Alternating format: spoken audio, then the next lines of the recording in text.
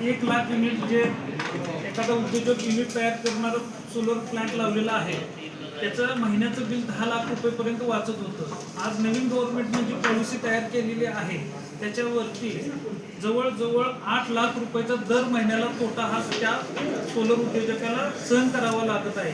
याचं मूळ कारण आहे जे ग्रीड सपोर्ट चार्जेस आहेत, नेट मीटरिंगचे चार्जेस आहेत आणि बँकिंगवरील निर्बंध, बॅटरी प्रणालीकडे जो वाढता दबाव आहे याचे हे पूर्ण निर्बंध हटवले पाहिजेत, तरच आपली उद्योजकता वाढेल आणि उद्योगांना आर्थिक सुधारणा होण्यास मदत होईल।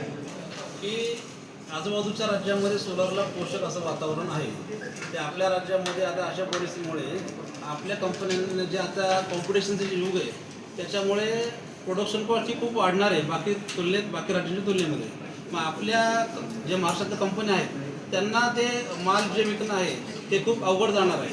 प्लस आता याच्यामुळे आता नुकसान असं आहे की बाबा तुम्हाला बोललो काही लोकांनी करोड रुपयाची सिस्टीम लावलेली आहे, ते बँकेचे लोन वगैरे घेऊन चालू आहेत, त्यांचे हप्ते आजही चालू आहेत। मग त्यांनी काय करतात, त्यांना तर आज बेनिफिट मिळत नाही, मग त्यांनी हप्ते कसे भरायचे? त्यांनी ज्या उद्देशाने सोलर लावलं होतं तो उद्देश त्यांचा पूर्ण होत नाही आहे।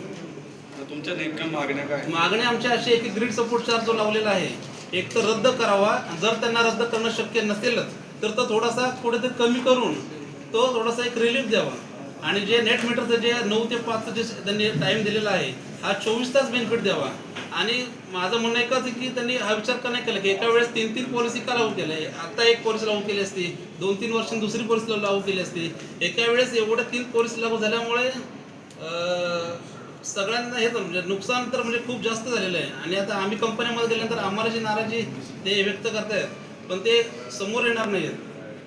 तर याच्या विरोधात तुमची नेमकी भूमिका काय, तुम्ही काय करणार पुढे? आमची भूमिका तुम्हाला मागाशी सांगितल्याप्रमाणे की संवादाचीच असेल अजून तरी। आम्ही परत एकदा निवेदन देऊ, परत एकदा काही भेटून काही चर्चा करून काही करता येईल का ते बघूयात, नंतर मग काही आंदोलनाचं काही चर्चा करून आपण पुढे ठरवूयात।